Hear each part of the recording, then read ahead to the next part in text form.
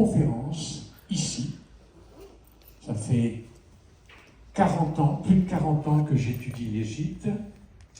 Et en étudiant l'Égypte, j'ai découvert très tôt que ce pays était à l'origine de tout, mais surtout avec stupéfaction, à l'origine de nos religions de la Bible.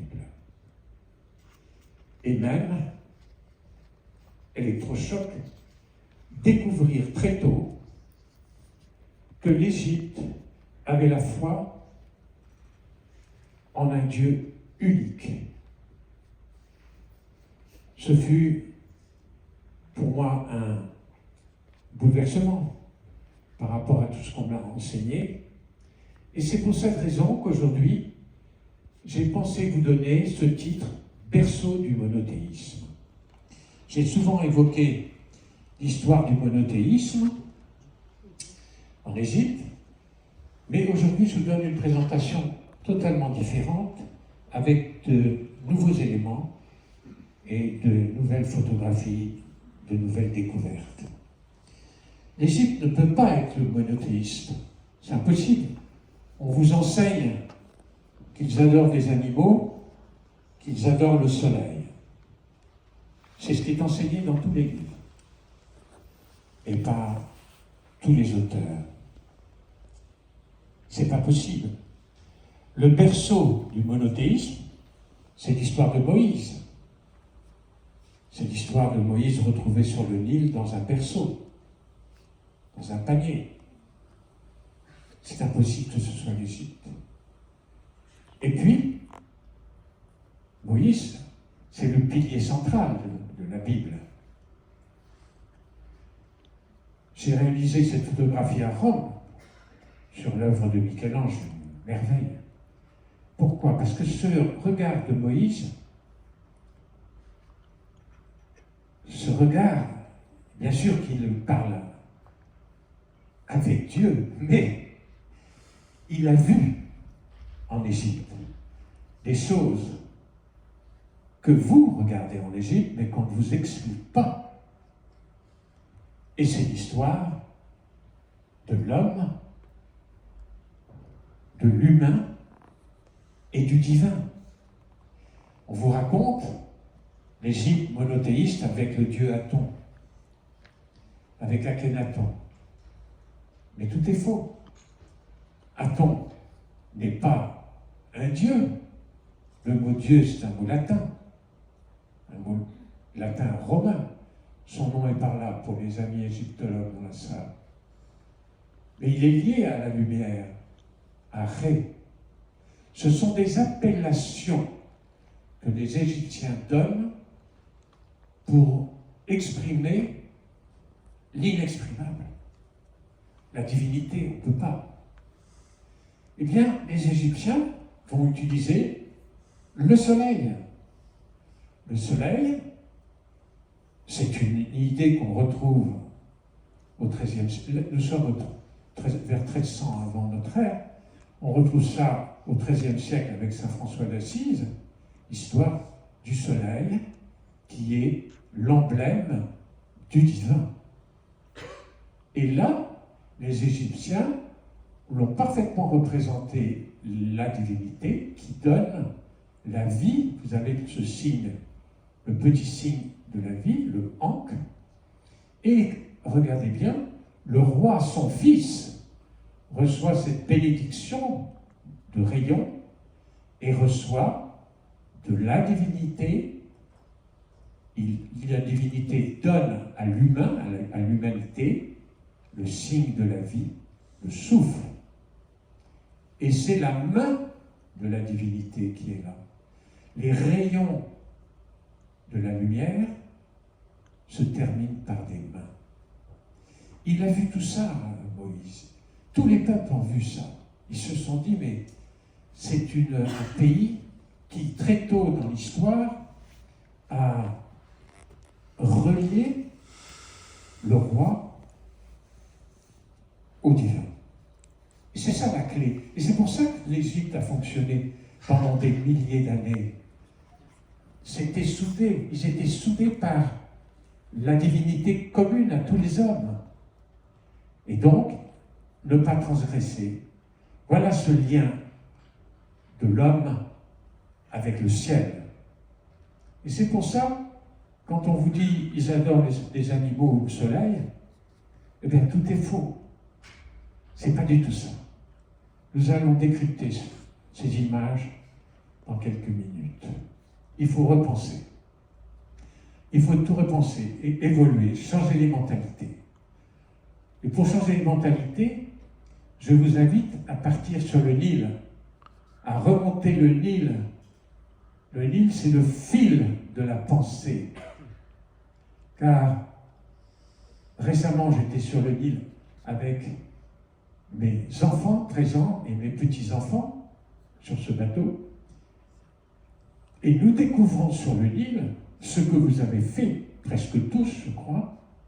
Vous avez découvert non seulement un pays magnifique, mais toute l'histoire de l'humanité, les grandes pages, l'histoire des pharaons, mais l'histoire de Rome, des Romains, des chrétiens, des Grecs, des Perses. Tous les peuples sont venus ici. C'est gigantesque l'histoire de l'Égypte. C'est gigantesque. Ils étaient là. Et tous les peuples ont été influencés. C'est une conférence, on va dire, familiale, parce que je vous connais presque tous. Et depuis 40 ans, certains suivent toutes mes conférences. Mais je vous recommande vivement. Je suis prêt à retourner avec vous sur ce bateau, car ça a été une merveille. Et je m'attendais, j'étais un peu inquiet à cause des événements, je dois vous dire. J'ai retrouvé en Égypte la sérénité totale, une tranquillité, et puis, des milliers de bateaux et de touristes. Ah, c'est impressionnant. Nous allons voyager comme ça ensemble. C'est l'émotion. Je dis souvent, l'Égypte, c'est le film des origines. On découvre tout en Égypte. Bien sûr, vous découvrez les plus grands monuments du monde. C'est incroyable. Vous arrivez là, dans les pyramides, quelques 150 mètres de hauteur, quelques 50 000 mètres carrés au sol. Ça dépasse l'entendement. On ne comprend pas. L'humain ne peut pas comprendre. Pourquoi? Parce que c'est des monuments qui ont été construits à l'échelle du divin. On regarde la matière, on a un aspect, on regarde d'un côté matériel, mais c'est un aspect spirituel. Et ça, jamais, on insiste là-dessus. On est prêt à vous donner tous les noms des dynasties qui étaient là et des rois qui, si ça se trouve, n'ont jamais été enterrés dans ces monuments. C'est ça qui est extraordinaire. C'est la foi de tout un peuple. Et dans cette conférence aujourd'hui, c'est plus que l'Égypte que vous allez découvrir. C'est l'histoire de la foi humaine. C'est ça qui est intéressant. De supprimer les cloisons qu'on vous donne, les dynasties qui n'ont jamais existé, 4e dynastie. Ce sont des monuments, ce sont des Bibles de pierre. C'est ça l'Égypte. Et Bible de pierre, c'est le premier livre que j'ai publié il y a 30 ans, sur Robert Laffont, qui a fait la préface, et que mes amis ici dans la salle ont suivi et sont venus aux conférences que j'ai données sur ce livre. La Bible de pierre. Elle est là, la Bible de pierre. Elle est dans la Grande Pyramide, mais elle est dans les pyramides précédentes, à Saqqara. Alors on va vous parler, c'est la première architecture de pierre, c'est vrai, la grande architecture de pierre. Il y a eu d'autres monuments en pierre. Alors on va vous parler d'Imhotep, de Djéser, la 3e dynastie, etc. Et vous êtes très savants quand vous revenez d'Égypte et vous allez tout mélanger. Il y a un principe une idée forte. Et ça, ce fut ma première question en voyant cette pyramide il y a 50 ans en Égypte et en allant voir le professeur, le grand architecte, Philippe Loher. Il ne me donnait pas de réponse. Il était architecte, il s'occupait de la matière, pas de l'esprit. Et je lui ai dit, mais c'est une pyramide comme ça, avec des escaliers. Ça veut dire quelque chose, mais bien sûr. C'est l'échelle pour monter vers le ciel. C'est la préfiguration de l'idée qui sera reprise dans la Bible avec l'échelle de Jacob et qui continuera dans le christianisme avec l'échelle de Saint Jean Climac, qui était un moine qui vivait, on l'appelle Saint Jean le Sinaïtique. Il y a des représentations, parce que le désir de l'homme, c'est quoi? Le problème de l'homme, c'est sa fin, sa finitude. Qu'est-ce que je vais devenir? L'Égypte a répondu, tu monteras au ciel, comme le roi. Et tous les tombeaux qui sont autour de Saqqara, ici, des milliers et milliers de tombeaux, ils sont venus proches de la pyramide pour suivre le roi qui va les protéger et qui monte. C'est le principe de l'ascension, en fait. Et c'est un tableau de Jérôme Bosch que j'ai pris pour illustrer ce mouvement, cette question de l'homme qui monte vers la lumière et vers le ciel, le grand problème de l'homme. Un texte que j'ai remis là, qui est la pensée égyptienne, c'est un texte de notre vieille Égypte. Mon corps est dans la terre, mon âme est dans le ciel. J'ai rejoint Dieu, dit un texte de l'époque de la reine Hatshepsut. Sous les sables de Saqqara, on descend sous la terre et on va découvrir la vérité. Descendez dans ces pyramides qu'on ignorait au XIXe siècle, c'est fou. On ignorait que les pyramides avaient des textes, et le grand Auguste Mariette le niait, disait c'est pas possible, les pyramides n'ont pas de texte. Et si un de ses élèves dit, mais maître, il y a quelque chose d'intéressant sous la terre. Et ce sont les plus anciens textes de théologie du monde. On ne vous le dit pas dans les livres. 3e millénaire avant Jésus-Christ, les plus anciens textes de théologie. Ils sont là, gravés sous vos yeux. Les enfants l'ont découvert. Évidemment, il faut se baisser, il faut grimper, il faut aller à l'intérieur. Et qu'est-ce que dit ce texte? Vous avez la croix de vie ici. Ces textes, regardez la perfection au 3e millénaire. Non mais c'est des signes. Il a fallu des siècles et des milliers d'années pour arriver à ce stade-là. Une plume qui marche, un petit poussin qui se balade, un serpent, un lièvre ici. Ounas, c'est la pyramide de Nas. Le texte nous dit, ce n'est pas mort que tu es parti, mais c'est vivant que tu nous as quittés. Vivant. C'est la foi en la résurrection. Résurrection du corps. Tu es vivant. Voilà ce signe que vous avez tous, souvent en pendentif ou en porte-clés, ce petit signe qui est la vie. Mais la vie qui est donnée, qui nous est donnée. C'est la rencontre avec les plus grands monuments, les pyramides, et c'est la rencontre avec les plus grands temples du monde. Songez à Karnak. Karnak, 1 km². Bon.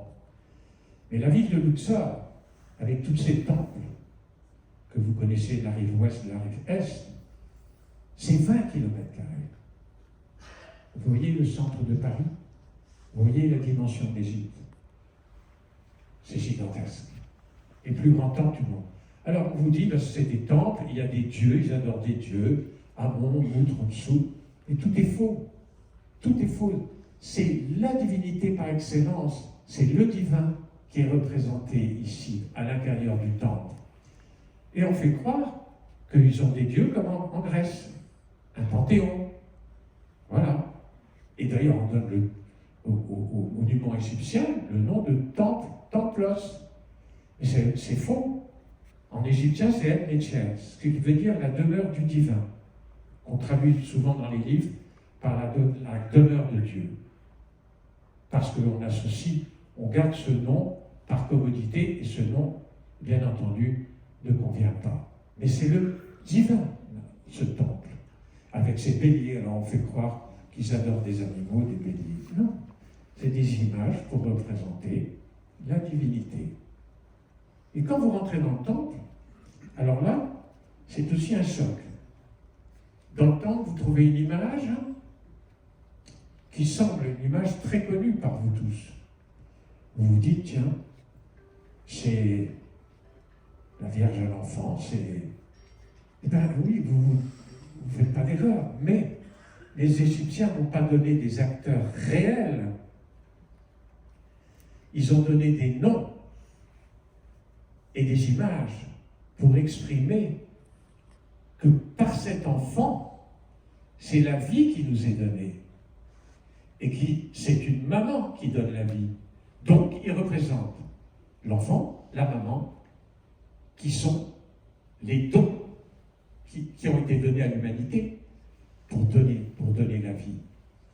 Vous êtes confrontés avec nos origines ici. Mais en plus, c'est incompréhensible. Parce qu'on va vous dire, ah ben oui, ils croient à une déesse Isis, ils croient à un dieu Horus, et tous les noms sont faux. Ils sont grecs ou latinisés. Tout est à revoir. Vous imaginez le regard. J'ai mis cette photo, j'ai glissé ça hier, j'ai dit, la photo de Marie dans le tableau de Giotto, le regard de Marie en Égypte, j'ai dit, mais tout est là. Tout est là. Mais on me dit que ce sont des idoles. Mais moi, je découvre que ce sont des icônes et que c'est la similitude totale. Et toutes les deux, on reprend le grand mystère de l'enfant Dieu sauveur pour les Égyptiens. L'enfant est sauveur, mais les noms, on les a transformés. Que ce soit Horus ou Jésus, on a fait perdre l'étymologie exacte des noms. On les a latinisés ou grécisés. À l'intérieur du temple, on reste en Karnak, c'est aussi un choc. Un choc parce que les colonnes qui sont là, je l'ai souvent dit, c'est l'origine des grandes nefs de nos cathédrales. Notre-Dame de Paris, je pense. Pourquoi? Parce qu'en plus, Notre-Dame de Paris peut s'inscrire dans la grande salle à 134 colonnes. Notre-Dame de Paris peut être contenue dans cette salle. Une seule salle de prière. L'Égypte, c'est gigantesque. C'est gigantesque. Et puisque j'avais donné des conférences sur l'Égypte et les cathédrales, eh bien, vous avez ce plan de cathédrale, et quand vous allez tout droit, vous allez, on vous appelle, les guides vont vous dire, on va vers le Naos. Le Naos, c'est un mot grec qui ne veut rien dire. On va vers le Saint des Saints. Le tabernacle est là avec la divinité. Et le temple de Karnak, mais qu'est-ce qu'il est? Il est orienté où? Vers la divinité, vers la lumière. Dieu est lumière. On n'a rien inventé. Ils avaient parfaitement compris. Vers la divinité. Et qu'est-ce qu'on a fait? Ben, nos cathédrales sont orientées vers la lumière. Voilà. Rien n'a changé. On a repris, là. On a copié, on a repris. Et sur les colonnes des temples, des grands temples de Karnak, j'ai choisi ce dessin de Champollion. Champollion est omniprésent dans mon travail. De Champollion. Les noms des rois sont sur les colonnes. Mais en fait, on va aller beaucoup plus loin. Les noms des rois, ici vous avez le Ramos, c'est le nom exact de Ramsès, c'est pas Ramsès, c'est Ramesses, mais Ramos, c'est le radical qui a donné Moïse. Vous avez les noms de la Bible. Et pourquoi j'insiste là-dessus? C'est parce qu'il y a une confusion totale dans la chronologie de l'histoire. On classe l'histoire de la Bible comme si elle se confondait ou était avant l'Égypte. Non, vous allez tout comprendre. L'Égypte est placée avant toute autre civilisation. Pourquoi? Parce qu'elle avait le savoir. Et ce savoir, c'est les papyrus. Les savoirs étaient fixés sur des pages, le papier, qui vient du mot d'ailleurs égyptien. Voyez-vous, tous les jours vous utilisez le papier, ben, vous devriez penser à l'Égypte. Le paper, il l'appelait papera, qui est devenu papyrus avec les Grecs et les Latins. Mais ce savoir était diffusé dans toute la Méditerranée, vers la Grèce, vers la Crète, vers Chypre et vers le Proche-Orient. Et l'Égypte faisait commerce avec le Proche-Orient pour le Liban, pour les arbres qui étaient là, les cèdres. Pour construire leurs monuments, ils avaient besoin de bois. Ils n'avaient pas les cèdres de l'Égypte. Et donc, ils apportaient leur connaissance, les papyrus, dans cette ville qu'on appelle Jbel, en réalité, et qui est devenue Byblos, Jbel. Et les Grecs, voyant tous ces livres, ont dit, ben, ils nous apportent un savoir gigantesque, des livres, et en grec, livre se dit biblios. Donc on a donné le nom à cette ville, d'où transitait la connaissance vers, voilà. Et les Phéniciens vont aller beaucoup plus loin, des gens très intelligents. Qu'est-ce qu'ils font? Ils apparaissent dans l'histoire très tardivement par rapport à l'Égypte des pyramides. Et à ce moment-là, ils se disent, l'écriture égyptienne est une écriture impossible à comprendre, à écrire. L'écriture mésopotamienne, à droite, là, dans les ténèbres, est impossible à comprendre, le cunéiforme. On va inventer un type d'écriture. C'est génial. Ce qu'ils ont fait est génial. L'écriture phénicienne. Ils prennent dans l'alphabet et dans l'écriture égyptienne les idées, ils les transforment en un alphabet, et cet alphabet phénicien passe vers la Grèce. C'est le début de l'alphabet grec, et une chose qu'on ne vous dit jamais, c'est la naissance de l'alphabet hébreu. Autrement dit, chronologiquement, il faut rétablir les choses. Rétablir les choses. L'Égypte a été à la source, à l'origine de toutes ces connaissances et même des grands alphabets. Et c'est ainsi que dans le nom, j'ai choisi le nom de Ramsès. Merci à Champollion d'avoir donné cette image, parce que c'est Champollion qui a mis en évidence ce signe en 1822. J'en ai parlé dans la grande conférence sur Champollion l'année dernière. Eh bien, Champollion met en évidence ce signe à 3 branches, grâce au copte, enfin, c'est toute une conférence, et ce mot signifie naissance. Donc, Ramès, il est né de la lumière. Vous avez même le credo là. Il est né de la lumière, engendré, non pas créé. Et quoi Donc vous avez le nom de Moïse ici. Mais on peut aller plus loin. C'est très curieux dans le nom du grand Ramsès qui passe pour le méchant dans la Bible. Ben vous retrouvez le nom de la sœur de Moïse, c'est Myriam. Quand les Égyptiens écrivaient Mériamen, qui voulait dire l'aimé d'Amon, eh bien, ce mot par transformation, Mériamon, Mériamen, Myriam. Vous avez l'origine des noms dans l'Égypte. Mais évidemment, personne ne vous le dit parce que ça dérange et ce n'est pas ce qui est enseigné. Il faut donc remettre les pendules à l'heure. Car tous les noms qu'on vous donne sont faux. Vous allez à Luxor, au temple de Luxor, c'est le temple du dieu Amon à Luxor, que vous allez visiter. Alors temple, maintenant vous savez, c'est un mot grec templos, les Égyptiens l'appelaient la maison du divin, du Dieu, du Dieu. Dieu est un mot latin romain qui a 2000 ans et qui est faux. Non, il ne l'appelait pas comme ça. Lecce l'appelait. Donc tout est faux. Et Luxor, c'est un nom arabe qui est repris en plus à partir du romain, du latin. Mais le pylône, on vous appelle le pylône, mais il est faux. C'est un mot grec, pylône. C'est faux. L'obélisque, obéliscos, c'est faux. Toute une conférence, il faudrait vous donner sur l'obélisque. Son petit frère, son frère jumeau est à Paris. Hein.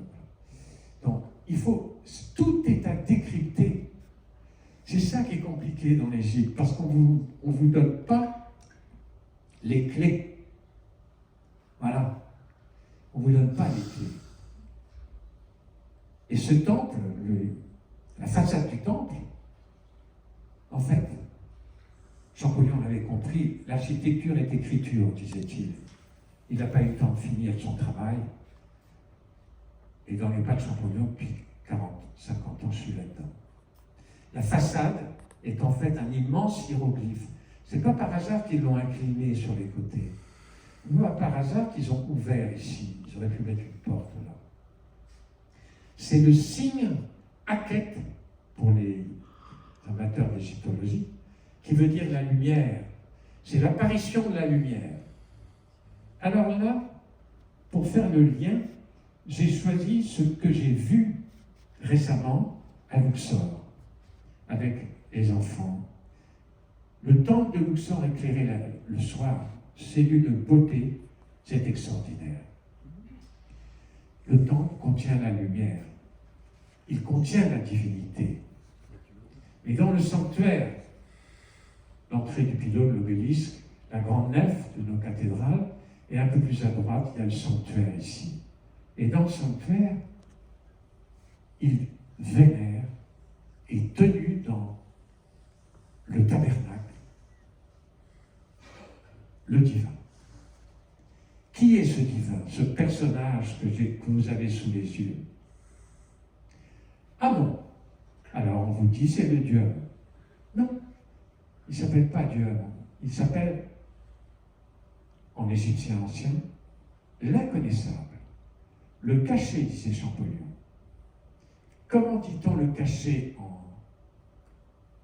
comment prononce-t-on ce mot en hiéroglyphique? Amen. On dit Amen. C'est ça qui est extraordinaire. Ils ont utilisé un mot pour définir le divin, pour exprimer l'inexprimable. Ils ont utilisé un terme tout à fait logique que nous n'avons plus jamais utilisé. C'est ça la foi de l'Égypte, en un créateur, et ils ont voulu rendre visible en fait l'invisible. Amen, tu es l'invisible, par la statue, tu es présent, tu es avec nous. Et là c'est un document extraordinaire que je suis allé photographier à New York. C'est extraordinaire. Il est grand comme la moitié de votre main. Et le conservateur, il y a 50 ans, je suis retourné depuis et je l'ai photographié, mais il y a 50 ans, je l'ai découvert. Et le conservateur m'a dit, mais c'est incroyable. Vous allez chercher des détails. Mais oui, je cherche des détails. Parce que par la statue, c'est la seule statue en or massif de Amon. Hein. Dans les musées, vous le verrez, mais il est en bronze, il n'est pas en or. En fait, par la statue en or, ils ont représenté la divinité qui est en même temps la lumière. C'est ça le jeu d'écriture avec l'or. C'est pas parce qu'ils ont mis de l'or parce qu'ils sont riches, c'est parce que c'est lui qui nous donne la lumière et la vie. C'est extraordinaire. Ils ont humanisé le Créateur, je dirais, pour être plus simple, ils ont humanisé Dieu. Et qu'est-ce qu'on a fait, nous? Quand je vais dans la Sixtine à Rome, qu'est-ce qu'on fait? On a repris le même système. Parce qu'on n'a pas le choix. On le représente par un bonhomme. un bonhomme barbu, et Michel-Ange n'a pas loupé, là. Il a parfaitement compris. Il s'est dit, c'est l'image, il a pris l'image de Zeus, d'une statue qui est à Rome dans la collection du pape, et il a donné ce visage au Créateur. Au Créateur. On a humanisé Dieu, et ça, c'est une source de problème. On lui a donné des sentiments et des actions qui se poursuivent de nos jours, alors qu'il est l'indéfinissable, l'inexprimable. Dieu, j'ai pris ce visage en même temps, parce que Dieu est furieux. Il est en colère. Il est en colère ce que l'on fait, ce que l'on continue à faire, mais de ce que l'on a fait. En plus, on lui a mis une datation. Dans les livres, il y a une datation pour l'apparition. Voilà ce qu'on en a fait. Il n'est pas content, mais du tout. On a rasé l'Égypte. On a éliminé l'Égypte. Aucun ouvrage ne va vous souligner ce chapitre de l'histoire et qui est la clé pour comprendre l'Égypte. On a perdu l'Égypte, son vocabulaire, tout, parce qu'on l'a éliminé. C'est le grand temple de Memphis qui était le grand centre religieux de l'Égypte. On a perdu l'Égypte. Et les archéologues passent leur temps à remonter les pierres avec patience. On les admire, parce que les gens ne se posent pas la question, ils viennent en Égypte. J'ai conduit des groupes pendant 20 ans en Égypte. À l'âge de 40 ans, j'ai mené toutes les France-Égypte et des amis. Et ils me posaient la question, mais François, pourquoi toute l'Égypte est cassée? L'Égypte est cassée parce qu'on l'a cassée, on l'a fracassée. Et les archéologues sont là. Et je rends hommage à mon ami Christian Leblanc qui nous a reçus avec ma famille le mois dernier. Christian Leblanc, ce grand égyptologue qui est venu nous donner des conférences pendant des années ici, et qui a toute son équipe d'archéologues, et qui a une gentillesse extraordinaire. Ça fait 50 ans qu'on se connaît, 50 ans qu'il est en Égypte. C'est le pilier, le représentant de la France en Égypte. Merci Christian. Ils descendent sous la terre. Les ouvriers descendent sous la terre pour retrouver les morceaux de l'histoire de l'Égypte, les pages de l'Égypte, pour recoller les pages des cirés, les pages de l'histoire de l'humanité qui sont là. Et en plus, ce soir, j'ai le bonheur de voir en grand, parce que ça, je ne peux pas le voir à la maison, mais le détail des fragments. Il y a ici le nom, regardez bien, je vous l'ai montré, ce dessin que Champollion a mis en évidence, c'est le mot « messe » qui a donné le mot, il est là. C'est encore un fragment de Ramsès ici. Il est là, fracassé, fracassé. Les pages de l'histoire de l'humanité sont perdues. Les temples ont été transformés en quoi? En monastères, en églises. On a caché la vérité. Jamais on va vous enseigner tout ça. Les plus grands spécialistes de la Bible, que je respecte des noms, j'ai une bibliothèque de théologie gigantesque, Odon Vallée, Dieu et les religions, questions et réponses. Jamais on vous parlera de l'Égypte. Si, on vous dira c'est un peuple polythéiste. Terminé. Donc, rien à voir, circuler. Et du coup, c'est dans cette zone des ténèbres, en fait. Ici, il faut traverser les cloisons. À ça, on vous parlera. Tous les grands biblistes vous parleront. C'est ici que tout a commencé. Hein. Voilà. La Bible, 2e chapitre du Nouveau Testament, et puis voilà. Mais avant, il n'y a rien. Dieu n'existe pas. Hein. Alors, je ne sais pas ce que sont devenus les hommes qui étaient là, mais je n'ai jamais connu. C'est un pays idolâtre. J'appelle ça la zone interdite, la zone des ténèbres. Eh bien, c'est cette zone interdite que je vous invite à pénétrer, prendre le sens interdit. Traverser les cloisons, abattre les cloisons, regarder plus loin que ce que l'on nous enseigne. Ouais, traverser les frontières. Car l'homme veut comprendre, et bien avant la Bible, l'homme a voulu comprendre. Bien avant la Bible. Depuis toujours, depuis l'aube de l'humanité, l'homme a voulu comprendre. Comprendre, ben, c'est l'univers. Qu'est-ce qu'on fait quand on regarde le ciel? On se pose des questions. L'univers, c'est l'interrogation de l'homme. Comment expliquer toute cette mécanique céleste?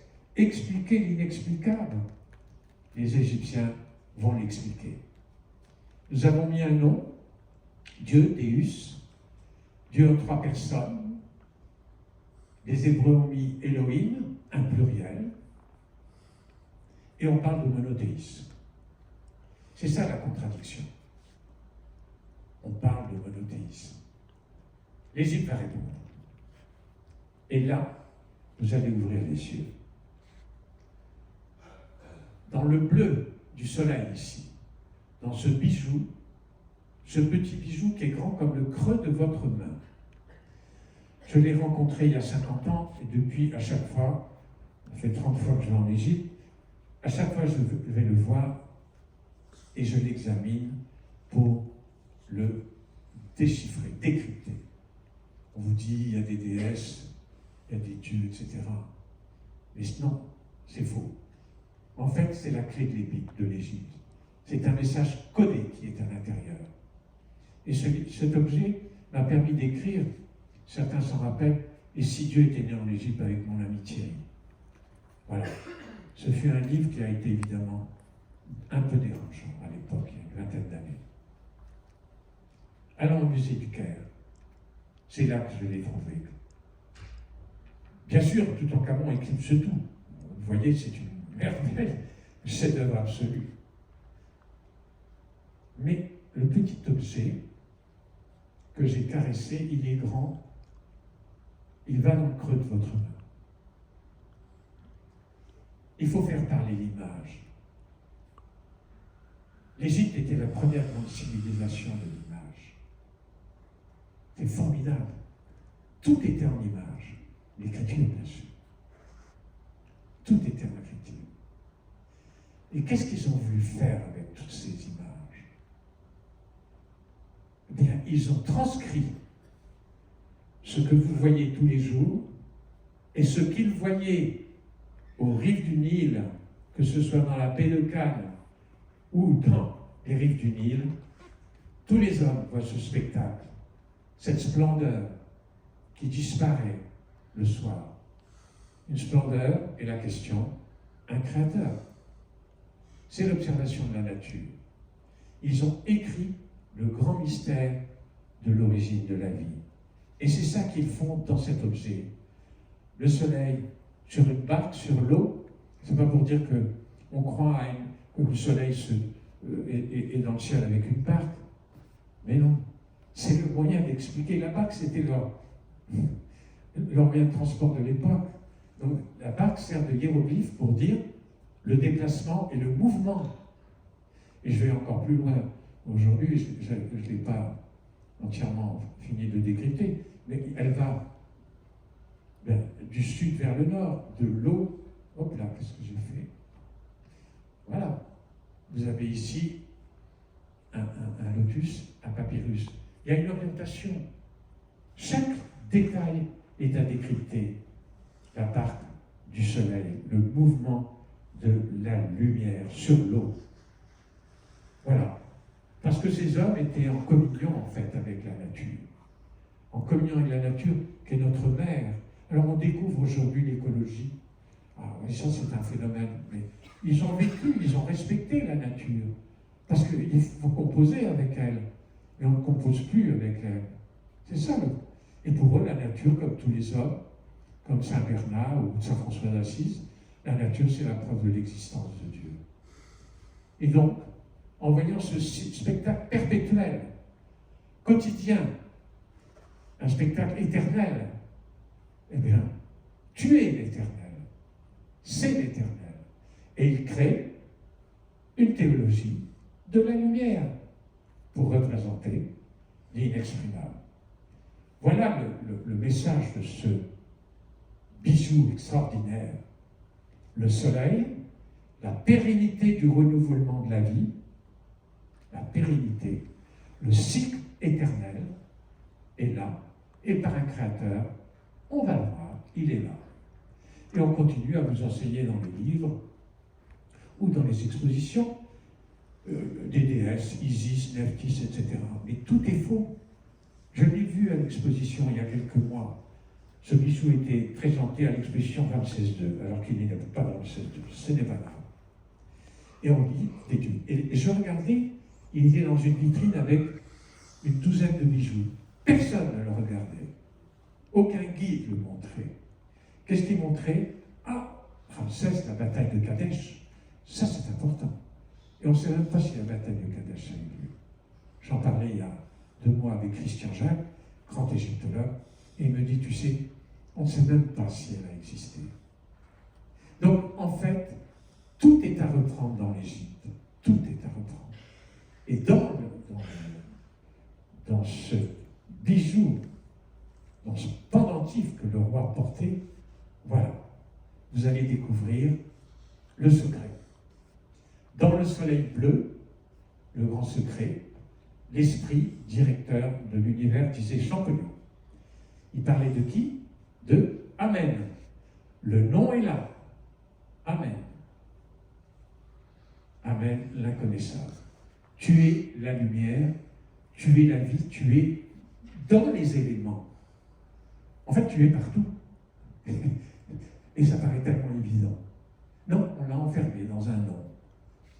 Et on l'a enfermé dans un livre. L'Égypte avait le plus grand livre. L'Égypte a donné cette réponse à l'inconnu. Au 3e millénaire avant Jésus-Christ, ils se sont interrogés. Et qu'est-ce qu'on fait aujourd'hui? Qu'est-ce qu'on fait aujourd'hui? On fait la même chose. 3e millénaire après Jésus-Christ, on envoie des télescopes. Hubble, Webb, c'est une photo de Hubble Webb, et c'est Hubert Reeve qui nous les a présentés, ce grand savant récemment disparu. Et il en convenait, avec humilité, c'est un grand bonhomme. L'univers est un défi à l'intelligence. Notre intelligence ne peut pas comprendre l'intelligence de cette organisation. On ne peut pas. Il faut avoir la modestie pour... Eh bien, les Égyptiens ont répondu en mettant un nom. Et ce nom, Amen, ils vont l'écrire avec des éléments. Amen. A, la plume, un rectangle ici évoquant la terre, et l'eau, le signe de l'eau. C'est extraordinaire. Champollion nous disait, il y a 2 siècles, l'écriture égyptienne est une écriture phonétique, A, Men, N, mais elle est idéographique et symbolique. Et dans le même mot, disait-il, le cerveau de Champollion, l'année dernière, je vous ai donné cette conférence, c'est gigantesque. Donc, autrement dit, ils vont utiliser des éléments de la nature, l'air, l'eau, la terre, les éléments que l'univers nous donne, pour représenter celui qui est l'universel, l'éternel. C'est extraordinaire. Ils ont une logique, ils ont un esprit scientifique, théologique. Amen, j'ai rajouté ici, Amen, en fait, c'est l'ADN de l'Égypte. C'est l'ADN de l'Égypte. Et ce mot est passé dans la Bible. Chaque jour, juifs et chrétiens prononcent le nom que les Égyptiens donnaient au divin. Chaque jour. C'est extraordinaire de se dire qu'il y a eu cette continuité. Mais on ne vous le donnera pas. Pourquoi? Parce que les grands biblistes, que ce soit Odon Vallée, que je vous ai montré, ou Thomas Romer, éminent professeur au Collège de France, quand il a écrit l'invention de Dieu, j'ai signalé, mais il le dit, ce n'est qu'au VIe siècle que les Hébreux ont eu cette notion du monothéisme. Ils l'ont eu au retour de l'exil à Babylone.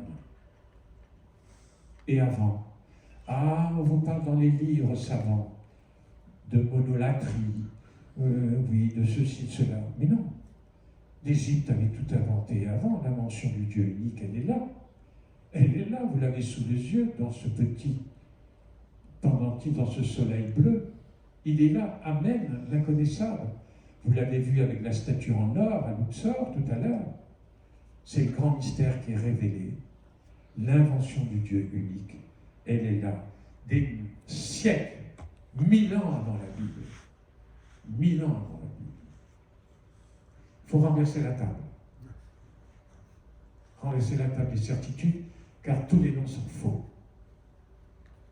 Les noms sont grecs. Sphinx, pyramide, obélisque, sarcophage. Tout est faux. Tout est faussé.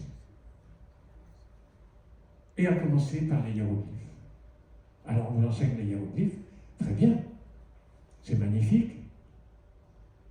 Tout le monde est sensible à cette belle écriture, leur dessin, une perfection, un bélier qui est là, la tête d'un homme, les bras, un lion, un éléphant. Toute la nature est là. Eh bien, je vais vous amener pour retrouver cette page d'écriture qui est somptueuse. Je vous emmène pour respirer un peu, pour prendre un peu l'air des bords du Nil. Je vous emmène à Assouan. À Assouan. En felouk. Et ces felouks blanches, aux voiles blanches, qui glissent sur le Nil, c'est un spectacle magnifique, comme des cygnes dans le silence. Elle vous amène ici, vers la grande dune de sable. La grande dune qui vient du Sahara. C'est la fin du Sahara qui se termine en Égypte. Le début est en Mauritanie et au Maroc. On a 5000 km au-delà de cette dune. J'ai emmené les enfants et les petits. Ils ont couru là-dedans, éblouis. Et on est allé, je les ai emmenés visiter les quelques tombeaux qui sont là. Je tenais à leur montrer. Voilà, ils ont grimpé. Il faisait 45 degrés. Non, il n'y avait pas de problème. L'enthousiasme des enfants. À l'intérieur d'un tombeau, ici, d'un grand seigneur d'Assouan, une peinture formidable. Il est là, attendant pour l'éternité. Il est depuis 4000 ans.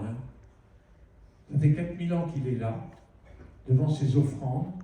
Un jeune homme lui apporte quelque chose, c'est son fils. La vie continue après la vie. La vie continue. Il lui apporte des lotus, symbole de la vie, éternellement renouvelée. Voilà le message. C'est leur foi en la vie éternelle qu'ils ont gravé, peint, et qui demeure aujourd'hui, la foi. Et donc les hiéroglyphes qui sont là, que vous avez vus devant notre ami Sarenput, s'appelle, qui vivait pendant un roi, Amenemhat II, peu importe. La beauté de ces hiéroglyphes, c'est pas par hasard qu'ils font des dessins extraordinaires. Il y a une dimension spirituelle. Voilà. Oui, il y a une dimension spirituelle. Ils ont associé à la beauté la spiritualité. À la dimension esthétique, ils ont donné un sens théologique. Voilà le secret de l'Égypte. Ils prennent tous les éléments de la création, non pas des centaines, mais des milliers. C'est pour ça que la lecture, la compréhension d'Égypte est compliquée. Des milliers de signes à déchiffrer. On n'a jamais fini avec l'Égypte. Des animaux, des éléments du corps humain, une jambe, le visage, une bouche, un bras par-ci. C'est extraordinaire. Des bras ici. Pour expliquer, pour donner à leur écriture un sens mystique. Tout ce que vous voyez dans la nature, c'est l'œuvre du Créateur. Donc, ce sont les paroles du Créateur.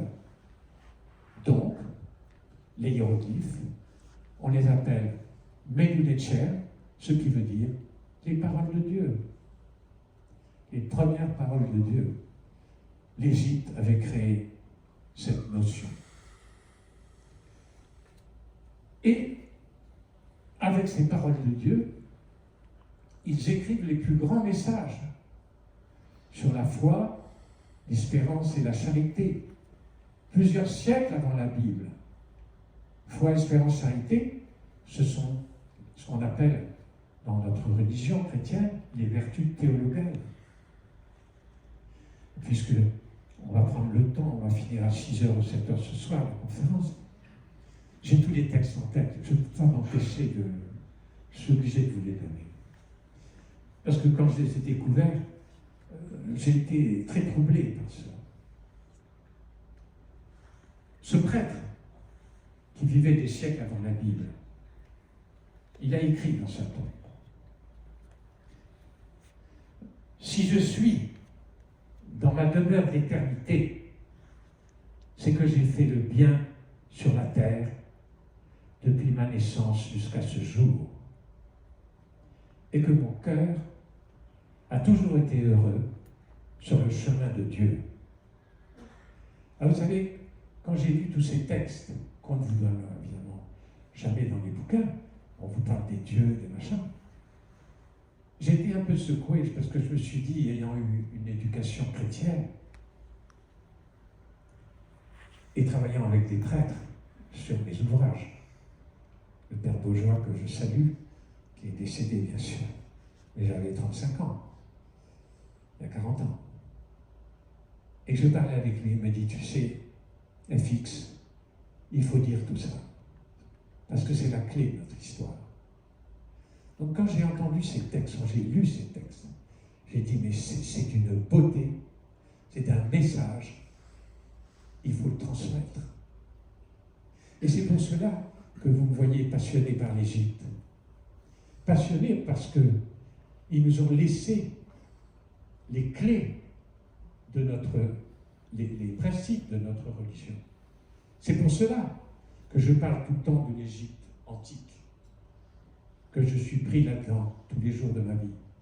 Mais c'est pour cela que je rends ce soir hommage à mon maître Jean-Claude Gouillon, qui pendant plus de 30 ans, immense professeur, qui m'a dit, si j'avais eu un élève comme vous, mais vous seriez, où seriez-vous? Je dis, je suis très bien à la maison.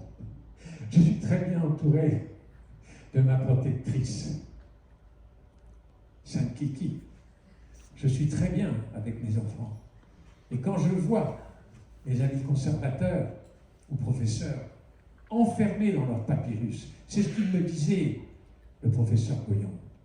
Il me disait, vous avez, FX, la liberté d'aller loin, de tout voir. Et oui, c'est ça. Merci, je salue mon professeur qui a rejoint le ciel, mon Champollion des temps modernes. Hommage à l'Égypte,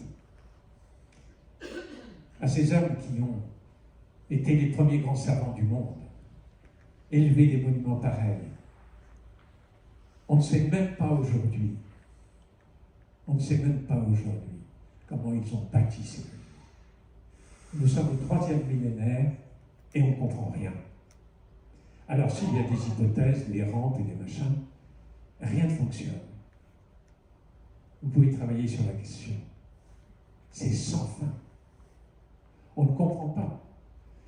Dans l'ouvrage que j'ai publié il y a 30 ans, la Bible de Pierre, j'ai travaillé des centaines d'heures dans la Grande Pyramide que le ministre m'avait confiée avec l'équipe de TF1 pour examiner, faire un film sur la Grande Pyramide. Des blocs de 5 tonnes. Bon, mais des blocs de 50 tonnes qui sont placés non pas au sol, mais là, au milieu, dans la chambre dite du roi. Des blocs de 50 tonnes. Comment va-t-on pu les emmener là? C'est un mystère. C'est un mystère. Alors on vous parlera de l'île de Pâques avec ses colosses, Mais ici, on a affaire à des géants. C'est un monde qui dépasse notre raison. Ces hommes, au troisième millénaire, ont été capables d'écrire les plus anciens livres de mathématiques que vous avez sous les yeux. Le triangle, le trapèze, le cercle. Le cercle, il est là. Et la formule grecque du pi, elle est là.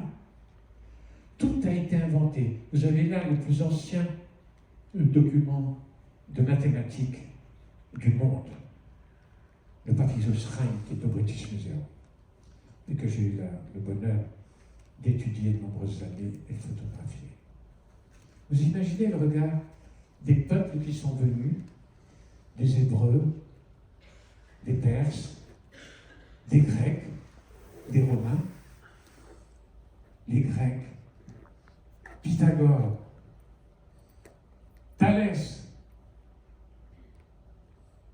Hippocrate. Ils sont venus en Égypte. Les pyramides avaient 2000 ans déjà. Vous imaginez? Saqqara est presque plus proche. Ils sont presque plus proches de nous que de Saqqara, que vous avez vu. C'est une autre planète, l'Égypte. Les sciences, ils ont tout créé. L'astronomie, pour avoir orienté des monuments pareils, ce sont des questions, et on n'a pas les réponses. Alors on dit si, il y a le soleil, etc. Mais bien sûr qu'il y a le soleil. Mais allez orienter quelque chose dans votre jardin avec le nord vrai. Le nord vrai. Mais c'est impensable. Ici, je ne peux pas m'empêcher de vous montrer. Alors il y a la fameuse étoile Sirius, Isis, qui est là, qui amène l'inondation, qui apparaît au mois de juillet, quand l'eau va arriver. Et puis, il y a Osiris est là, c'est-à-dire Orion, la constellation d'Orion. Et puis, qu'est-ce qu'il y a là? Eh bien, il y a les planètes. Vous savez, vous avez sous les yeux la plus ancienne carte du ciel connue. La plus ancienne carte du ciel, elle est là. Elle n'est pas en Mésopotamie. On a des tablettes en Mésopotamie pour montrer que leur étude des constellations, c'est vrai. Mais là, vous avez la carte. Vous avez qu'est-ce que je pourrais dire, le Mercator, qui a mis sur un plan le ciel. Et qu'est-ce que vous avez? Vénus, Horus le Rouge. Parce qui c'est Horus le Rouge? Ben, c'est Mars. Vous avez Saturne. Non mais attendez, ça dépasse tout. C'est une conférence entière. Donc l'Égypte a été cette mer du monde. C'est un des ouvrages que j'ai écrit avec Thierry, mon ami aîné. Et j'ai renversé la pyramide. C'est un livre chez Albin Michel, j'ai renversé la pyramide. Je lui ai dit, au président, je lui ai dit, il faut faire le livre à l'envers. Mais la Bible n'entend pas les choses comme ça. Ce qu'on nous enseigne, ce n'est pas du tout ce que je vous ai raconté. Moïse, le regard de Moïse, c'est pas ça. L'Égypte, là, c'est la terre du mal. Parce que des monuments pareils, ce n'est pas des hommes qui avaient foi en Dieu. C'est un pays de Dieu. C'est pas possible. Et puis pour mettre des tas de cailloux comme ça, il a fallu des gars, il a fallu des bras. Et ces bras, ben, c'est qui? Ben, c'est le peuple hébreu. Donc on a trimé. Mais comme je vous l'ai dit tout à l'heure, par la chronologie et le bon sens de l'histoire, l'écriture hébraïque n'apparaît que tardivement. Au temps des pyramides, ça n'existait pas. Voilà. Alors, on vous dit esclavage, et puis ils ne croient qu'à des dieux. Mais tous ces personnages qui sont là, ils croient à des dieux. Mais c'est pas ça. Ils ont représenté des actions du divin, que ce soit cet homme avec son bec d'oiseau, auquel on a donné le nom de Thoth. Mais ce sont les Grecs qui ont donné ce nom-là. C'est pas son nom. Donc on enseigne des trucs faux. Et ben pareil, une déesse ici, voilà, une autre déesse, Isis, Sator, mais non. Tout est à déchiffrer. et des béliers qui ont des ailes. Alors ils croient des dieux. Ils ont créé des images folles. Tout est à décrypter. Je vais vous emmener dans une église et vous allez comprendre pourquoi j'ai fait la relation. Parce qu'on a perdu, nous, les codes. Dans 3000 ans, imaginez ce qu'on dira en 3000 ans quand on verra un aigle sur un lion.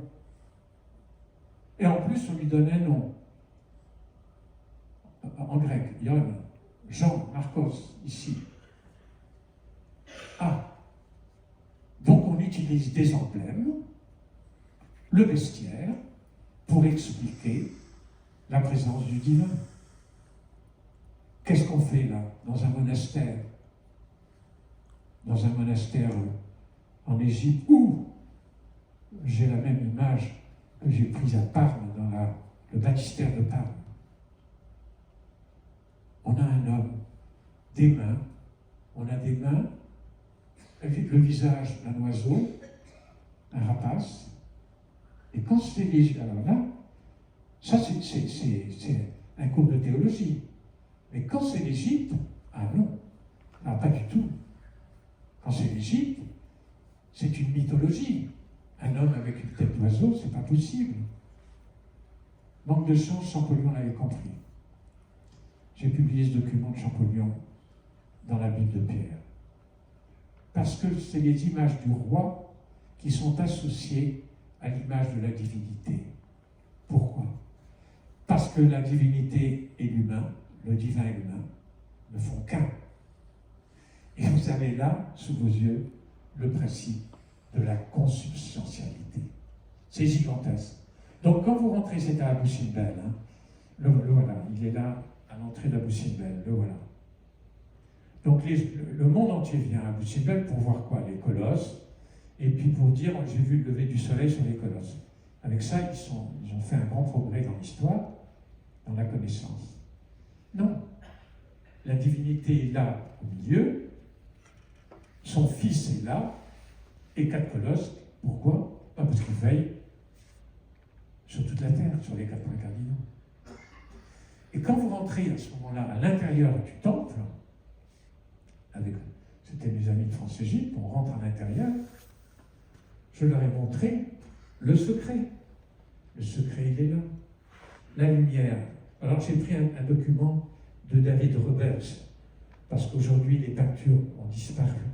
Il y a des statues, mais les peintures ont disparu. Et j'ai mis mon spot sur l'image de Roberts. Pourquoi? Parce qu'à l'intérieur du temple d'Abou Simbel, au cœur de la terre, vous avez ici Amen. Alors on va vous dire le dieu Amon, le dieu Ptah, le dieu russe, etc. Non, c'est Amen l'inconnaissable et son fils. Tous les deux sont au centre. Le Père et le Fils sont réunis tout le temps. La divinité, l'humanité, l'humain.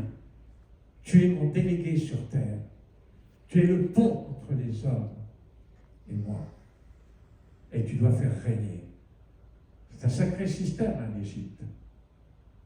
Et quand décrypter, en fait, il faudrait que je vous décrypte ça un jour en entier. Mais je l'ai déjà donné en conférence il y a 15 ans à Abou Simbel. J'ai écrit un bouquin sur le secret d'Abou Simbel. Parce que tous ces personnages forment en fait une phrase. C'est un grand message de foi, tout ça. Il faut sortir de notre caverne, dirait Platon. Il faut sortir. On ne nous donne pas la lumière. Et je vous emmène dans la vallée des rois pour retrouver la lumière. Retrouver la lumière et comprendre. La vallée des rois, que vous avez vu certains récemment, avec toutes ces tombes qui pénètrent dans le corps. C'est un ancien wadi, hein, un wed. La mer était ici, il ne faut pas l'oublier, d'accord? Et donc les rois sont inhumés, voilà une entrée, et on va pénétrer sous la terre. Quelle émotion de descendre sous la terre, comme nous l'avons fait récemment avec les enfants. On a eu cette permission exceptionnelle de descendre dans une tombe royale tout seul. Merci, monsieur l'ambassadeur, monsieur le ministre égyptien. On est descendu à l'intérieur. Les petits-enfants, je voulais absolument que les petits-enfants voient la tombe, qui sont enfermés à cause de... Elle était envahie par les touristes et donc elle va se dégrader et s'abîmer. On fera une réplique, mais il va falloir quelques années. Pour le moment, elle est fermée. Descendre sous la terre. À 100 mètres sous la terre. Voilà. On descend ici. Et à l'intérieur, ici, on découvre des scènes remarquables. Alors on vous dit des dieux. Le roi est avec des dieux. Il n'est pas avec des dieux.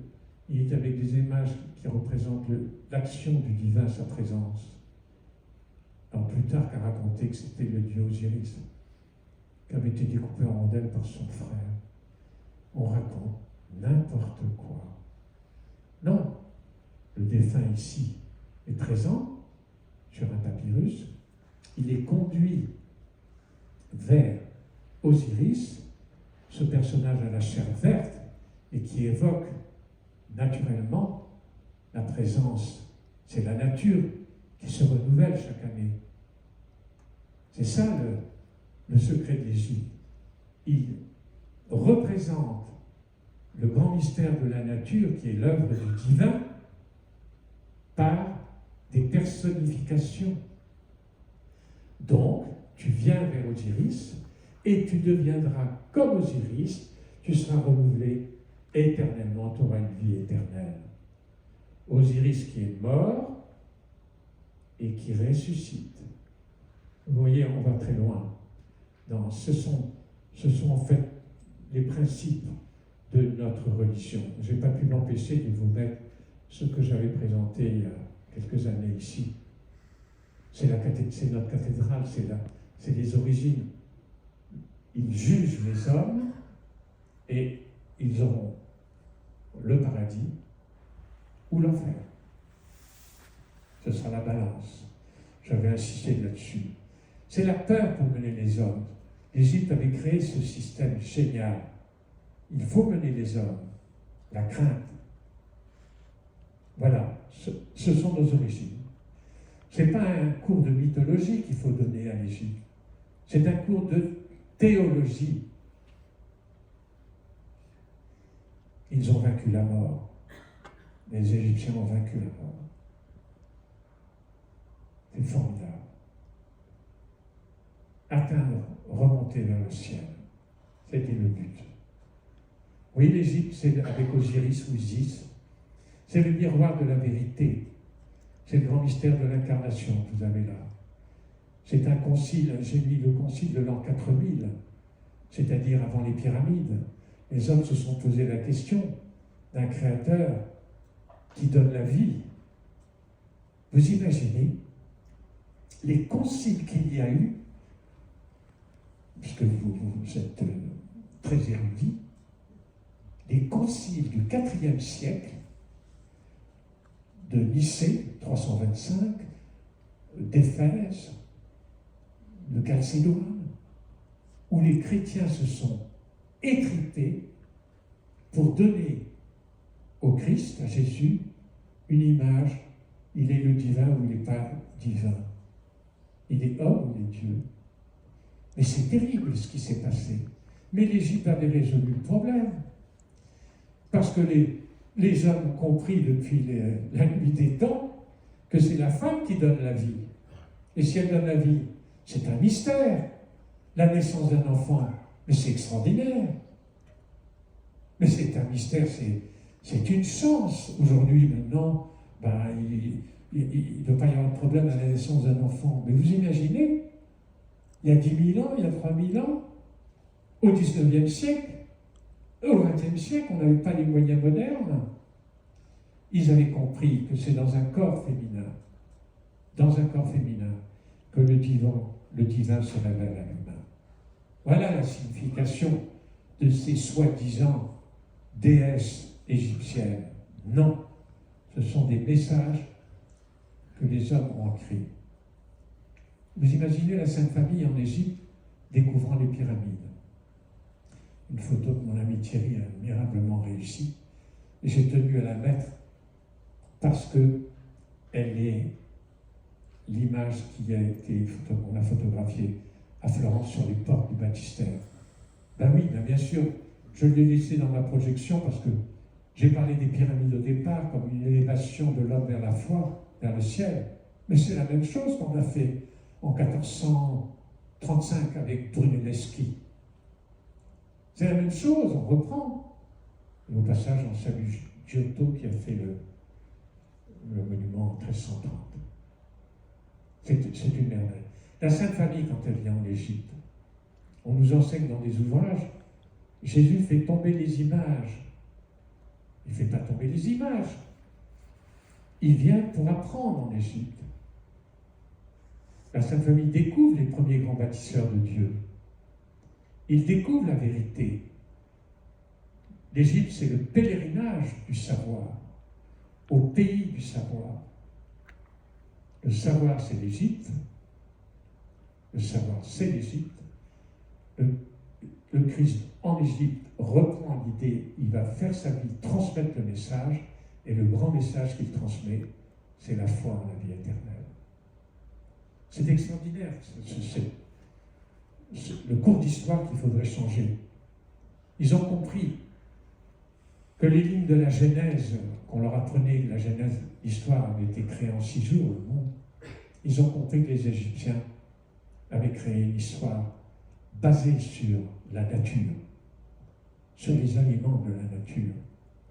La terre, le ciel, l'eau, le désert, certes.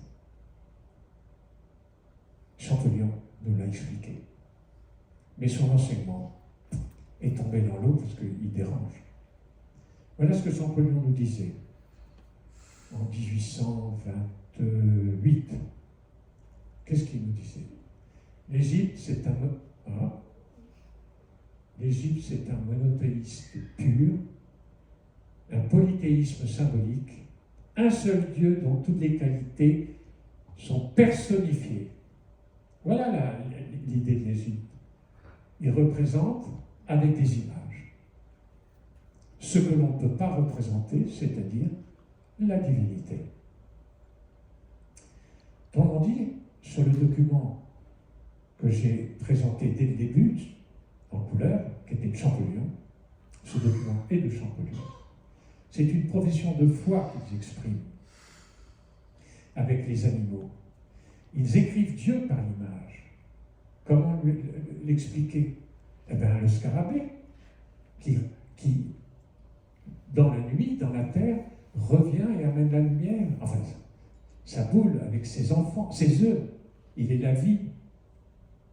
Puisqu'il est la vie, c'est une image qui est très intéressante, on va l'utiliser. Et qui va l'utiliser? Ben, les chrétiens. Voilà. Les chrétiens l'utilisent, voilà, au centre d'une croix. Le document que vous voyez n'a jamais été publié, rarissime. Je l'ai retrouvé en étudiant la période byzantine dans tous les musées d'Europe. Et j'ai retrouvé le scarabée au centre de la croix. Pour représenter qui? Le Christ. Et quand j'interroge, je lis les paroles de saint Ambroise, archevêque de Milan, fin du IVe siècle, qui était le copain de saint Augustin, il écrit, eh bien le Christ, c'est le bon scarabée. C'est écrit. C'est fou. On a repris, mais bon, j'ai rajouté, on a réutilisé, mais on a éliminé l'Égypte. Donc en fait, quand ils écrivent le roi à genoux devant la lumière à l'entrée de son tombeau ou dans son tombeau, eh bien, qu'est-ce qu'ils disent? Ben, tu es la lumière, tu es l'existence, tu es la vie. Ils utilisent les animaux du Nil, suivant un livre qu'on a écrit avec Thierry, animaux du Nil, les animaux de Dieu. Ils utilisent des emblèmes parlants pour écrire Dieu par l'image. Et là, c'est un document de Champollion. Un autre document de Champollion, je regarde l'heure, je ne sais même pas. Qu'est-ce qui se passe ça ça va, 4h30, c'est ça. Bon, on va continuer et puis on s'arrêtera non plus. Un autre document de Champollion. Et ce document, je l'ai présenté ici, mais pas suffisamment déchiffré. Il est dans mes mains parce que je suis chez Champollion. C'est une enquête, un face-à-face avec Champollion que j'ai eu la chance de rencontrer et de vivre. Là, sa photo est là, enfin, je suis dans son bureau. Dans son bureau, et c'est une chance de ma vie d'avoir pu, Champollion est là, et me voici en train de regarder les milliers de pages de Champollion qui ne sont pas publiées. 60, 80 000 pages. Vous pouvez vous amuser et se dire, mais comment cet homme, en 20 ans, a-t-il pu écrire autant d'ouvrages et de pages? Ça m'a bouleversé. J'ai eu la chance de rencontrer Champollion, par sa famille.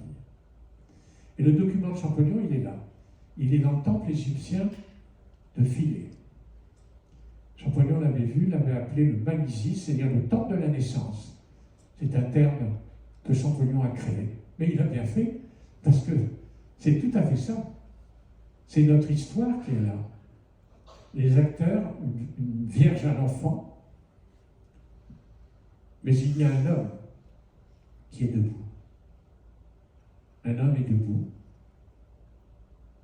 et il porte un nom. Il fait un geste. Un homme, une femme, un enfant.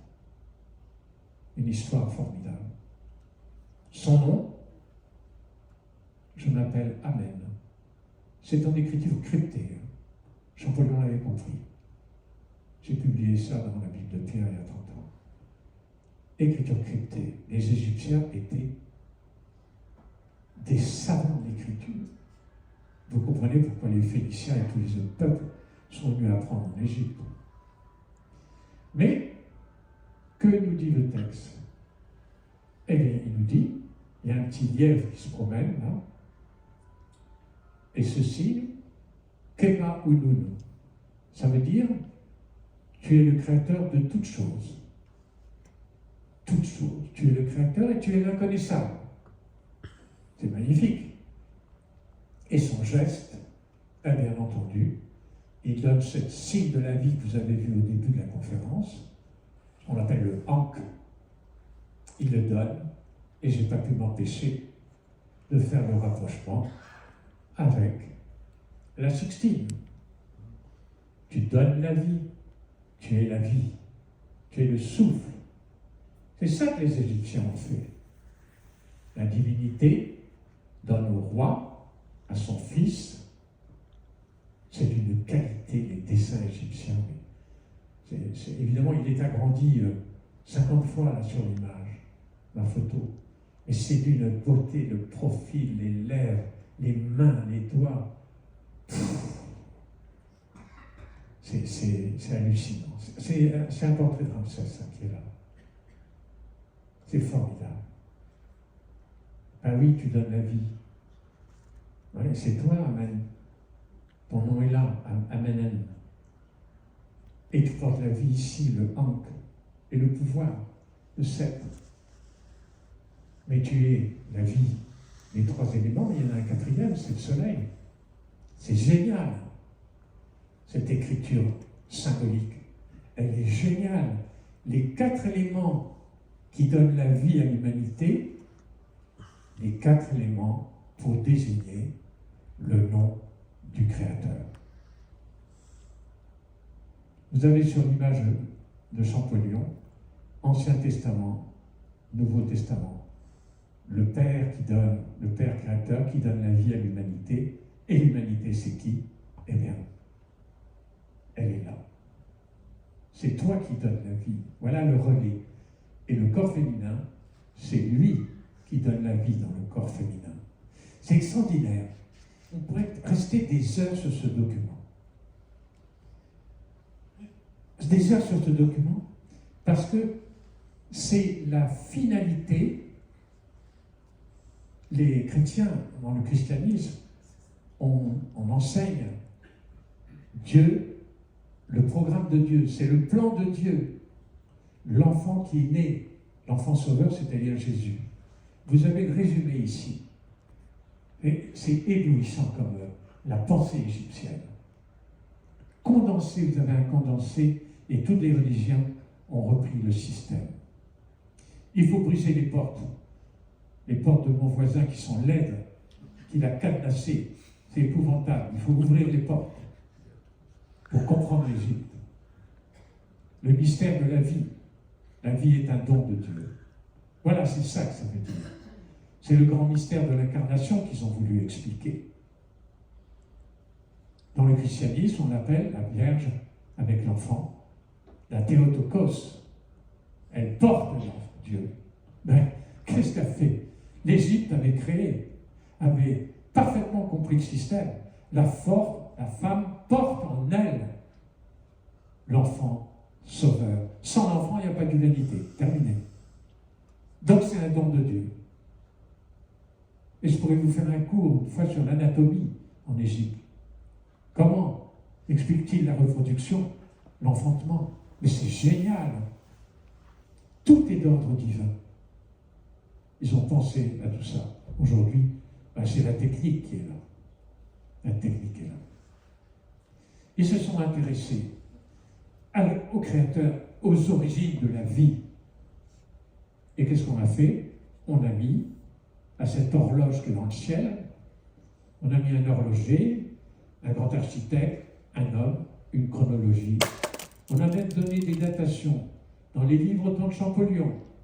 L'Arche en 2481, Caïn est tué Abel en 3876. Dans mes recherches, j'ai retrouvé des ouvrages du temps de Champollion, à la Bibliothèque nationale et partout. C'est un boulot de fou. Mais il faut le faire pour comprendre l'histoire, pour comprendre où nous en sommes aujourd'hui. Comprendre où nous en sommes parce qu'on a construit. Et l'homme a créé une histoire. Ancien Testament, on crée, très bien, un livre, on reste dans le livre, mais on en crée un autre, le Nouveau Testament, on vient se greffer dessus, et on crée une histoire de Dieu, Dieu en 3 personnes. Mais c'est une image encore égyptienne qu'il faudra décrypter, comprendre. Mais d'où viennent les fondations de tout ça? L'origine? Jamais on va se poser la question, parce que c'est une question qui dérange, ne jamais remettre en question ce qui a été dit. On va traverser les écrans et aller dans la zone des ténèbres, l'Égypte. Qu'est-ce qui s'est passé? L'Égypte fracassée. Il y a eu un tremblement de terre. Je vous l'ai évoqué. C'est une nouvelle religion qui arrive en Égypte et qui met fin à la religion égyptienne. Nous sommes à Karnak. Voilà ce qu'était Karnak en 1890. Voilà, en 1900. Un chantier, des ruines. Une religion arrive, et c'est Théodose et Justinien, nos grandes références. Ben oui, on va imposer une nouvelle religion. Ça, c'est Justinien à Ravenne. Et donc, on va terminer l'Égypte. On transforme les temples en monastères. Et les Reims voient le jour. C'est l'époque où les Reims voient le jour, vers les années 400. Voilà. Une croix va remplacer une croix égyptienne, et le temple de Philæ, ce magnifique temple du IIIe siècle, qui contenait les informations du 3e millénaire, eh bien, on le ferme. Et les prêtres sont emprisonnés. Et qu'est-ce qu'on fait? On le transforme en église. C'est l'église Saint-Étienne, Saint-Stéphane, Stéphanos. Et de ce fait-là, terminé, les hiéroglyphes ne parlent plus, la mémoire de l'Égypte est perdue. Le disque dur est perdu. Des milliers d'années d'histoire sont ensevelies, disparaissent. Le temple de Philæ et l'Égypte se couvrent d'une nouvelle civilisation, l'islam qui vient habiter sur dans le temple, ils font un village, c'est un village qui est là, et on perd complètement tout le sens de l'Égypte. On a enterré la vérité, en fait. Et qu'est-ce qu'on a fait? On a brisé les colosses. C'est tout le 5e siècle, fin du 4e, 5e siècle, on a cassé les idoles. Comme on a vu sous nos yeux d'autres casser les idoles à Bamiyan. L'homme ne change pas. L'homme est à nous pour l'homme. J'ai la vérité, je casse. Voilà. Et l'Égypte est ensevelie. Les temples sont ensevelis sous un linceul de sable, ils ne parleront plus. Les hiéroglyphes se sont tus. On les a tués. Il faudra Champollion. On a donc tout fait pour abattre l'Égypte. On a réussi. Et maintenant, les archéologues vont penser. Le document magnifique du grand Ramsès qui est jeté à terre comme les colosses dans les sables de la palmeraie de Memphis devant Saqqara. Les colosses jetés à terre. Pharaon a été noyé dans le Nil, comme le colosse a été noyé dans le sable. Et bien sûr, on continue à enseigner et à filmer le Ramsès méchant. Et là, on représente sur la mer Rouge, ouvrant la liberté pour les uns et les autres engloutis. L'Égypte a été écartée. Depuis le début, c'est Ismaël qui est là. Le voilà. Abraham écarte son fils Ismaël et l'Égyptienne qui lui a donné son fils. Et les ouvrages nous donnent une date, en 1921. Et la zone des ténèbres est là. On a construit un nouveau livre. Donc, l'Égypte n'existe pas. Il va peut-être falloir ouvrir les yeux. Ouvrir les yeux. C'est magnifique, ce visage de Toutankhamon. Quelle présence, quelle puissance. Enlever les lunettes qui nous empêchent de voir la vérité. L'Égypte a donné au monde, à la Crète, au Proche-Orient, à Byblos, le disait. L'Égypte a été le centre de l'univers, le soleil, et tous sont venus s'éclairer, prendre la lumière. Les Hébreux, les Grecs, les Romains, tous, les chrétiens. On a tous pris. J'ai pris le tableau de Copernic, parce que je pense souvent à lui. Il a failli avoir les pieds bien au chaud sur un bûcher pour avoir remis en question l'histoire de la création du monde. C'est extraordinaire, l'histoire de Copernic. Et nous sommes en 1543. C'est fou. L'Égypte était l'axe du monde. Elle a éclairé toutes les civilisations et les religions qui sont venues. Et on est resté, et on reste figé, complètement figé, en matière de religion, sur la Terre qui est le centre de l'univers. Aucune évolution. Le centre de l'univers. Et Jérusalem, le centre de l'univers de Dieu. Et le centre des drames. Au nom d'un seul Dieu, qui devrait être commun à tous les hommes, en principe, tout le monde s'étripe, tout le monde s'entretue ici, dans cette enceinte, dans cette muraille, les drames. Mais on peut se poser la question, est-ce qu'on va évoluer un jour? Les drames dans la vie. La prise de Jéricho, c'est Josué. Le soleil s'arrête. La terre est en feu avec l'histoire. Et les chrétiens, qu'est-ce qu'ils ont fait? Là, ils ont fait fort. On est en 1572, on a réussi, on construit Saint-Pierre de Rome, on construit des merveilles au XVIe siècle, et on s'entretue.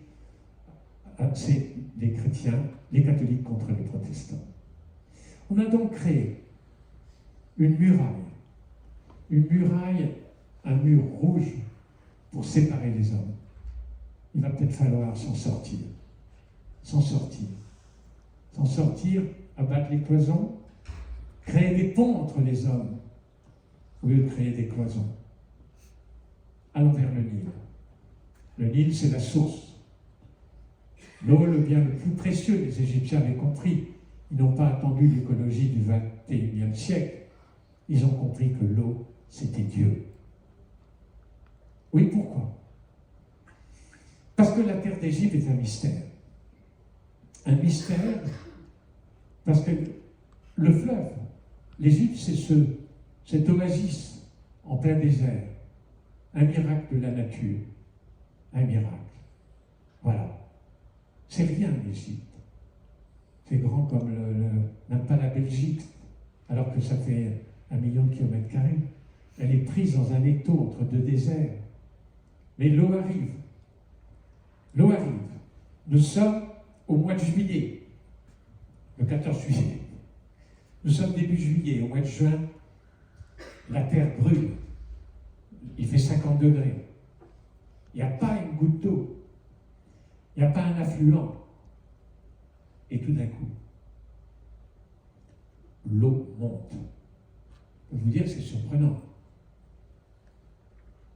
L'eau monte. Mais qu'est-ce qui se passe? On ne savait rien des sources du Nil. Vous savez que les sources du Nil, on les a découvertes en 1860, enfin tout récemment. Incroyable. Puisque c'est un mystère, eh bien, mystère, c'est inconnaissable, c'est l'inconnu. Eh bien, c'est Amen. C'est Amen qui nous donne l'eau. C'est lui qui, son corps bleu, comme le ciel ou comme l'eau, c'est marqué en hiéroglyphique. Je suis le Seigneur du ciel, il est le Seigneur de tout, et avec ces 4 éléments qui donnent la vie. Mais dans les textes égyptiens, mon corps est le Nil. C'est lui qui donne ça. C'est pas tous les dieux qu'on vous raconte, le dieu Hapi, le dieu machin, c'est Amen. Et le voilà. Voilà la scène du baptême. Ça, c'est quelque chose. Et c'est une clé pour comprendre l'Égypte. Le baptême. Avec l'eau qui est sacrée, qui est sainte, qui est miraculeuse. L'eau est un signe du sacré. Les Égyptiens ont parfaitement compris. Et qu'est-ce qu'ils font? Ils vont unir le divin, Amen, qui est là, voilà son nom, et son fils le roi, par l'eau, par un signe, comme un sacrement. Voilà, on a les origines. Et puisque vous connaissez beaucoup de choses, je laisse à votre interprétation le Père, le Fils et le personnage à côté. C'est ça l'Égypte. Ils ont tout créé. L'Égypte, c'est la mémoire de la Bible. Mémoire de la Bible. Ce sera la prochaine conférence. Mémoire de la Bible. C'est sans fin la connaissance de l'Égypte. Parce que c'est là qu'ils ont créé l'alliance entre l'humain et le divin, entre Amen et son fils le roi. Pourquoi? Pour tenir une société, une divinité, un nom, on réunit. Et c'est ce qui se passe avec le monothéisme qui nous est enseigné. On a créé un nom et on fédère les gens. Le problème, c'est qu'on a créé des livres de savoir, mais pas des livres de partage. Voilà. J'ai la vérité, tu ne l'as pas. La domination, le pouvoir. Créer une religion d'État. Voilà cette relation entre le divin et l'humain. Je l'ai pris dans une ancienne Bible. Moïse parlant. Mais en fait, c'est un besoin génétique dans l'homme. Je l'ai appelé là. La réponse théologique que donne l'homme à toutes ces images, c'est un besoin génétique dans l'ADN de l'homme. Que vous soyez en Inde, en Égypte, au Proche-Orient ou ailleurs. En Inde, vous avez la même chose. L'homme a créé une relation avec le Créateur. Ah, ils lui ont donné un nom, mais c'est des dieux. Mais non, ce n'est pas des dieux. Brahma, c'est le Créateur. Après, on donne des personnifications et des actions du divin. Shiva, Vishnu, etc.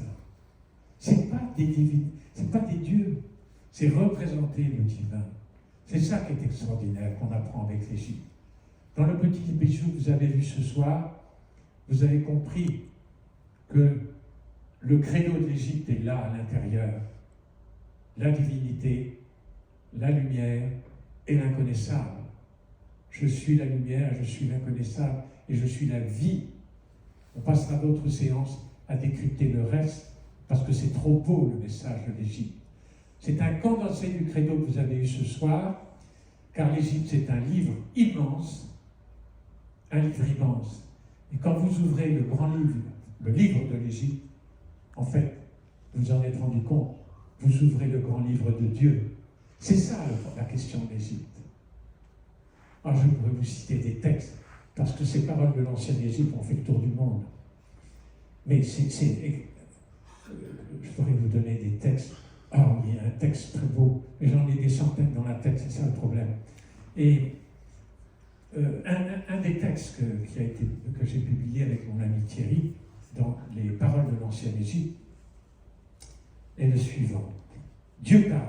Oui, j'avais Moïse qui parlait avec Dieu. Dieu parlait à Moïse, d'accord? Et je fais le lien avec le livre et les paroles de l'Égypte.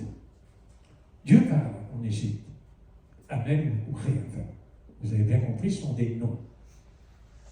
Et qu'est-ce qu'il dit? Il dit, j'ai créé le vent. J'ai créé les 4 vents pour que tout homme puisse respirer comme son frère. J'ai créé l'eau pour que le pauvre comme le riche puisse en profiter. J'ai créé, dit-il, le texte, il y a 4000 ans, 12e dynastie pour ceux qui sont passionnés des chronologies. J'ai créé tout homme semblable à son frère. L'Égypte l'a écrit des siècles, des milliers d'années avant la Bible. C'est pour moi l'occasion de terminer et de remercier tous les amis de France-Égypte qui m'ont aidé à créer l'association. Marcel Berthier, Ralph Paille, Joseph Bio, tous ces personnages. Pourquoi j'ai tout ça dans ma tête? Parce qu'ils étaient là pour monter cette association et me soutenir dans mes conférences. C'est extraordinaire. Je remercie en même temps mon éditeur, Albin Michel, grand éditeur, qui a été passionné par toutes mes présentations, mes ouvrages. Je le remercie, Marc Le Smet, directeur d'édition, et Francis, le président d'Albin Michel. Ce livre a fait le tour du monde. Ils l'ont traduit, ça a été une joie, un choc pour moi. Ils l'ont traduit en allemand, en espagnol et en japonais au Japon. On a fait le tour du monde avec les paroles de l'Égypte. C'est extraordinaire, ces paroles de l'Égypte. Je voudrais remercier, enfin, vous tous d'être venus, pour prendre un peu plus de connaissance de l'Égypte. Remercier évidemment ma famille. Et Kiki, qui est le pilier, depuis tant d'années, à supporter ma passion, mes enfants et mes petits-enfants. Ils ont dû repartir parce qu'ils ont des activités. Voilà, je voudrais remercier tout le monde. Et on va terminer sur un texte magnifique. Et avec les paroles, avec les hiéroglyphes, ils ont écrit le plus grand message. Je vous ai parlé de la foi, l'espérance et la charité avec ce prêtre qui avait écrit dans sa tombe. Mais ils ont écrit le premier commandement. Ce commandement qui serait grand temps d'appliquer il y a 4000 ans. Ils ont écrit. Un roi enseigne à son fils: ne commets pas de violence sur l'homme. Respecte l'homme, car il appartient au troupeau de Dieu. Je vous remercie de votre attention.